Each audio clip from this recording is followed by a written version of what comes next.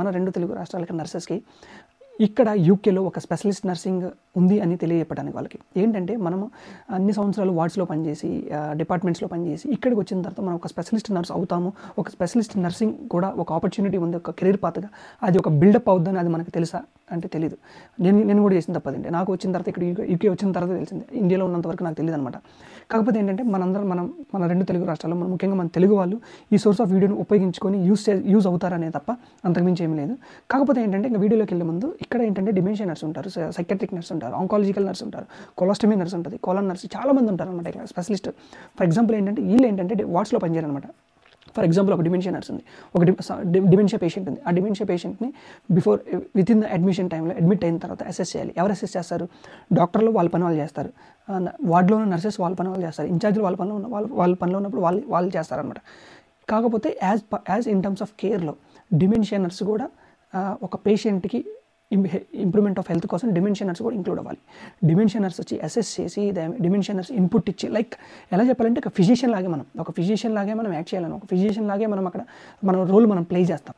Nursing అయిపోయిన తర్వాత చాలామందికి ఒకటే క్వశ్చన్ మాకు ఉంటుంది, అసలు ఎక్కడ జాబ్ చేయాలి ఏంటి అనేది. జాబ్ చేసిన తర్వాత మీకు వచ్చే ఆలోచన ఏదైనా మంచి హాస్పిటల్లో చూసుకొని మనం జాయిన్ అయిపోతాం అనమాట. ఏదో NABH హాస్పిటల్ లేకపోతే ఎవరు ఎక్కువ శాలరీ ఇస్తారో అలాంటి హాస్పిటల్లో మనం జాయిన్ అవుతాం. జాయిన్ అయిన తర్వాత మనం చేసే అతి పెద్ద తప్పు ఏంటో తెలుసు? అది ఎక్కడ జాబ్ అయితే వాళ్ళకి ఎక్కడ ప్లేస్మెంట్స్ ఉంటే వాళ్ళకి ఎక్కడ అవసరం ఉంటే మనల్ని అక్కడ ప్లేస్ చేస్తారు.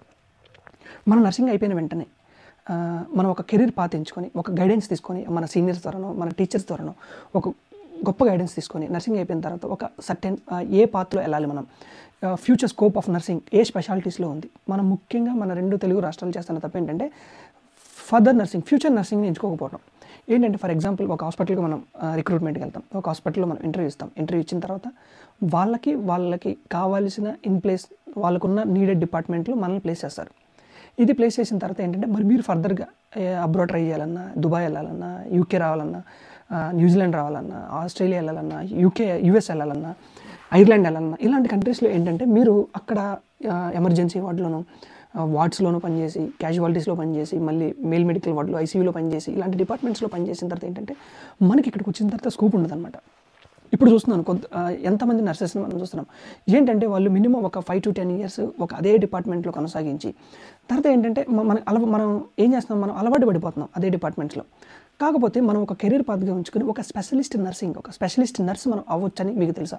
UKలో కానీ, USలో కానీ, ఐర్లాండ్లో కానీ, న్యూజిలాండ్లో కానీ, ఆస్ట్రేలియా కానీ, ఇలాంటి కంట్రీస్లో మనం నర్సింగ్ సైడే కాకుండా మనం we can be the most ఎలా చెప్పాలంటే ఒక క్రిటికల్ డెసిషన్ తీసుకునే నర్స్గా మనం అవ్వచ్చు ఇలాంటి కెరీర్ పాత్గా ఎంచుకుంటే. కాకపోతే ఏంటంటే మీరు చేయాల్సిందల్లా నర్సింగ్ అయిపోయిన వెంటనే ఒక కెరీర్ పాత్ని ఎంచుకొని నాకు అదే ఫోకస్డ్. ఫర్ ఎగ్జాంపుల్ మీరు ఇప్పుడు ఆంకాలజీ నర్స్ అవ్వాలంటే ఏం చేయాలి? ఫస్ట్ మీరు 5 to 10 years ERలోనూ పనిచేసి, OTలోనూ పనిచేసి, ICUలో పనిచేస్తే అవ్వదన్నమాట.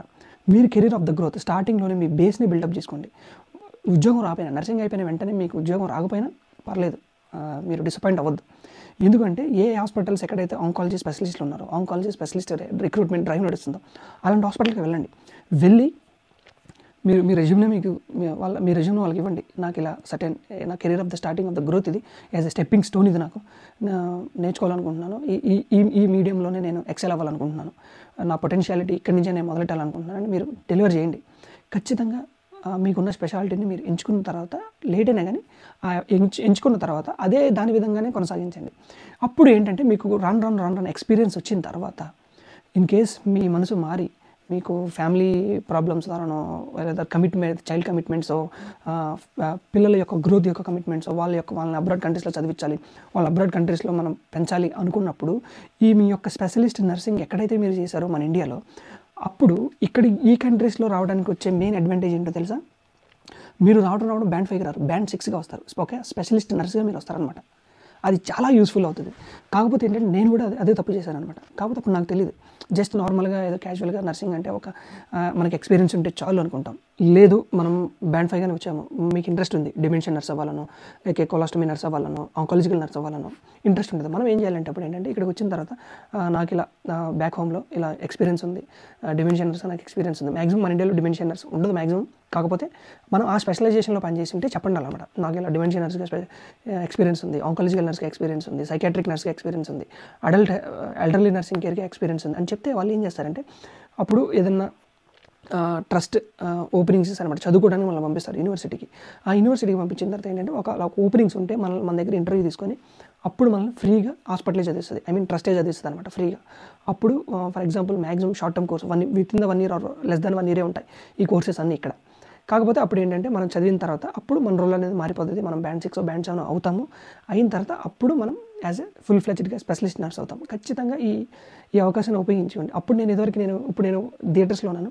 నేను వార్డులో పనిచేసేటప్పుడు కూడా మాకు ఇలాంటి ఓపెనింగ్స్ వచ్చాయన్నమాట. మా వార్డు మేనేజర్ అడిగారు కూడా, సర్టెన్ లిస్ట్ ఇచ్చేసి డయాబెటిక్ నర్స్, డిమెన్షియా నర్స్, ఇలాంటి చాలా నర్సెస్ ఓపెనింగ్స్ ఉన్నాయన్నమాట స్పెషలిస్ట్ నర్సెస్గా. నేనేం చేశానంటే అప్పుడు డిమెన్షియా నర్స్గా నాకు కావాలి, నేను వెళ్తాను అని. కాకపోతే ఏంటంటే అప్పుడు నేను ఎల్డర్లీ కేర్లో పనిచేస్తున్నాను కాబట్టి ఇక్కడ డిమెన్షియా పేషెంట్లు బాగా ఎక్కువ యూకేలో. I mean elderly patients maximum మనకి ఏజ్కి పెరిగే కొద్దీ మన బ్రెయిన్ అంతా డీజనరేట్ అయిపోతుంది అనమాట. బ్రెయిన్ సెల్స్ అంతా చిన్నగా ఒక సెల్ డెత్ జరుగుతూ ఉంటుంది. ఇక్కడ ఏంటంటే డ్యూ టు క్లైమేటిక్ కండిషన్స్ అంతా ఎల్డర్లీ పీపుల్ ఒక సర్టెన్ ఏజ్ రాగానే మ్యాక్సిమం వీళ్ళకి ఫస్ట్ వచ్చేది dementia and then followed by Alzheimer's, then followed by Parkinson's. అందుకే డిమెన్షియా నర్సెస్కి స్కోప్ ఉంటుంది అని నేను ఆలోచించి అప్పుడు నేను డిమెన్షియా నర్స్గా నేను వెళ్ళాలనుకున్నాను. కాకపోతే ఏంటంటే అప్పుడే అదే టైంకి నా బ్యాడ్ లక్ ఓటీలో రిక్రూట్మెంట్ ఓపెన్ చేశారనమాట. ఇంకా రిక్రూట్మెంట్ ఓపెన్ చేసి ఇప్పుడు నేను ఇంకా థియేటర్స్కి వెళ్ళడం జరిగింది. కాకపోతే అది ఒక బెస్ట్ థింగ్ నేను మిస్ చేసుకున్నాను. అది కాకపోతే ఎవరైనా వచ్చే నర్సెస్కి ఖచ్చితంగా ఈ అవకాశాన్ని ఉపయోగించుకోండి. మీరు మాట్లాడండి మీ తెలిసిన వాళ్ళతో, తెలిసిన నర్సెస్తో, సీనియర్స్తో ఏంటి రిక్రూట్మెంట్ స్పెషలిస్ట్ నర్స్గా రావాలంటే ఎలా రిక్రూట్ చేసుకుంటారు, లేదా యూకే వచ్చిన తర్వాత ఎలా ఏంటని నేను చెప్పిన స్టెప్స్ని ఫాలో అయ్యి మీ మేనేజర్స్ని అడగండి.